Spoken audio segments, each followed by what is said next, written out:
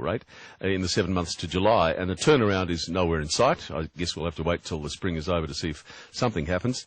But the recent instability we have in our economy has caused a drop in buyer confidence, obviously. People look to save their money rather than outlaying it on a property. Now, obviously, bad news all round. Well, for the vendors, unsold winter stock and new properties starting to appear, vendors could be forced to drop their prices to get a sale. In the studio to discuss that and other things, the state of the property market, Wilson Luna from Your Family, Your Money, real money advice for families. G'day, mate. G'day, champion. Good to see you again. I haven't seen you for a while. Yeah, absolutely. Yeah.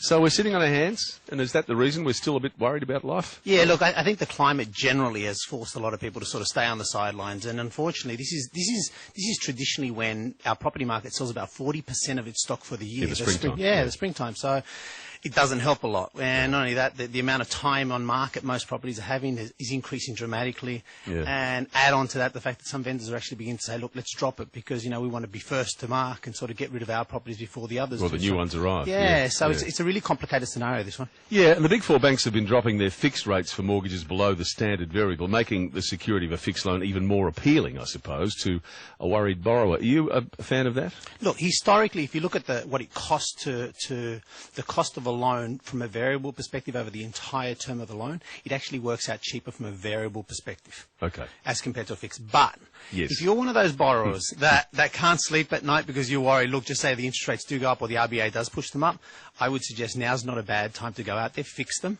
and get yourself a good night's sleep. At least you'll know what you're paying consistently over time. Yeah, that's the thing. Oh, by the way, Wilson's here, so if you want to have a chat to him, by all means, give him a call, 13 13 32.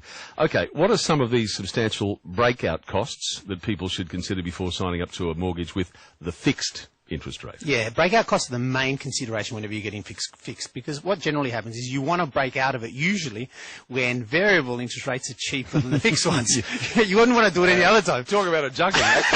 So the way they generally calculate it, and this depending on bank obviously, but what they do is they calculate the difference between the variable and the fixed, then they multiply it over the period of time which you've got left on that loan, right, and then they multiply it by the loan amount that you've got. Yeah. So it can be pretty substantial depending on what bank and what conditions they have. Yeah, absolutely. Now, these people called Fitch, the Fitch ratings people, for the second quarter of 2011, it said that the struggle to maintain a mortgage is a battle that many families are just simply losing. Why is that? They just overextended themselves? What have they done? There's so many considerations. They're saying that 1 in 50 families are pretty much falling behind on their mortgage, right, which is one of the highest figures for historically pretty much. And I think one of the biggest problems as well is that a lot of banks, and recently some of our findings that we've found were that banks are again lending at 95%. Of the total amount. So they're obviously lending, they're lending it to the wrong people. These are 2.5-year high, so they're back to their old habits. And unfortunately, whenever you do this, you're going to get people overextending themselves. The RBA says that the safe rate is about 30% of your income. And there's a lot of loans out there that are at about 60% of a family's income. So you can imagine that they're going way overboard. Oh, sure. By the way, are you a fan of the first home owner's grant only being applied to new dwellings, taking it away from the older ones? Look, I'm not. I believe any kind of subsidy, particularly at that level, all it really does in the long run is increase the price of the properties anyway. Okay. And I'm also a fan that it's traditional that the main part about walking into your home, if you remember, years and years ago, was that you had to save up your own deposit and you had to save up. And just that habit of having to do that generally gave you the accountability to know that you could continue paying the loan off. The problem when you start giving money away or when you start giving out grants is you're really conditioning people for the wrong, and the people that are getting into the mortgages are the wrong ones because they're the ones that are least able to pay for them. The homeowners grant and the interest rates dropping, do you think that sort of tempts people to jump in the lake and really overextend themselves? Because once you've jumped in, it's pretty hard to jump back out again. Unfortunately, the people that are jumping in are the wrong ones. Yeah. That's my only condition with that, because it's people that have been dying to get inside the property market and couldn't afford it, so they wait for that little bit of an advantage to jump in there, not knowing that down the track things could change, someone could lose their employment, conditions could change, and all of a sudden they're tight and they're in big trouble, tears. Is it a bit patchy? I know the high end of the property market has just collapsed almost completely. Anything over $2 million they just can't sell. What areas of Sydney are worst affected? Are you aware of that? Look, I think primarily the high end, like you just mentioned, they're the ones that are getting really, really hit. And the other one is pretty much the western suburbs, the outer west is really getting hit as well. Your Fairfields, Liverpools, them kind of areas. They're getting hit, probably because in a lot of cases they were dual income families that were working and one of them lost their jobs Yeah, right. So that's sort of, there's a big glut down there as well. Yeah. Look, and you hear constantly that over time we're going to be inner city dwellers. You'll live near a train station because you've got to be close to work, so it'll be medium and high density housing. That's probably a few years hence. But I wonder if we're ever going to see the day when, a young family doesn't want to own their own home with a little backyard. Yeah, it's the Australian tradition. What is it? Yeah. The American wants to make multi-billion dollars, but the Australian just wants his own backyard. That's it. So it's kind of our culture and it's our value system. So indirectly, it's one of the reasons why we pay so much for our homes. I think we're paying at the moment 6.5 times our income compared to the average of about 3.5 times globally. Yeah. So we're way overextended already. Yeah. It's all a matter of, look, if you can afford it, please, go ahead, do it. But if you do find it, yourself you're stretching, consider renting for a while and saving up that deposit and saving up a good enough deposit. When you get in there, you're not basically working for your mortgage like many people are, unfortunately. Yeah. I'm sure a lot of listeners will say to me, yeah, that's okay to say, but gee, rents are expensive too, and they seem to be going up as well. So it's a bit of a spiral, isn't it? Oh, absolutely. But Yeah. look, from a rental versus mortgage perspective, it's by the way, it's one of the highest cost over the last ABS report that came out pretty much said that 5 years ago compared to now, it's gone up close to $80 to $100 a week for a family.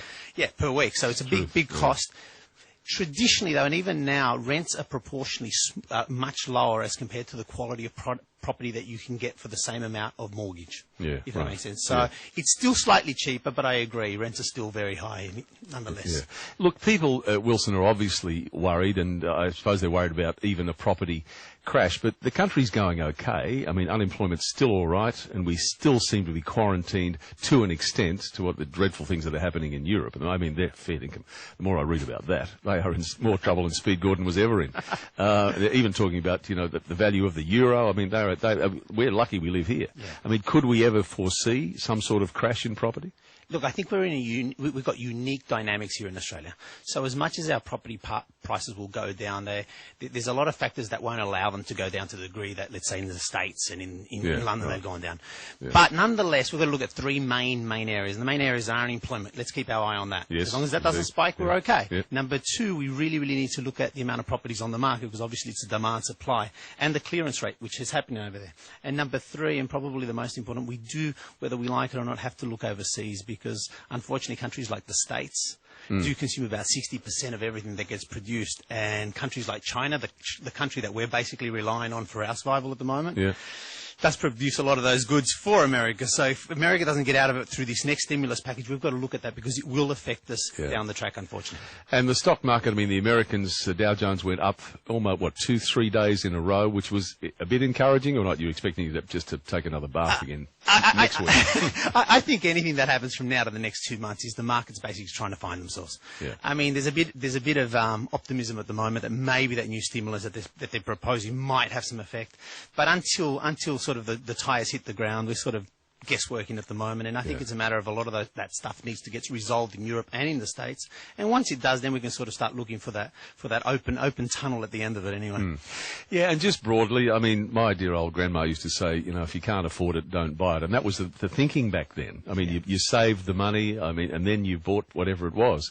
Nowadays, I mean, we've got the Gen Ys and the Gen Xs who actually want to have the damn thing now. So I think you're hitting the nail on the head. Exactly. It's a matter of, let's go back to how it was in terms of, I mean, obviously use some credit for property. It's not a bad thing, of course, but keep things within a moderation. If you can't foresee yourself, if you foresee yourself extending yourself, well, watch out, pull it back and get into something that you can actually afford. It's not about competing with the Joneses or getting things together, getting things today. It's more about, being comfortable and, not every single day struggling. Yeah, look, I worry too that in this segment, in fact, right throughout society, radio, television, newspapers, it is all a bit doom and gloom at the moment. Is there anything positive on the horizon that my listeners can hang on to?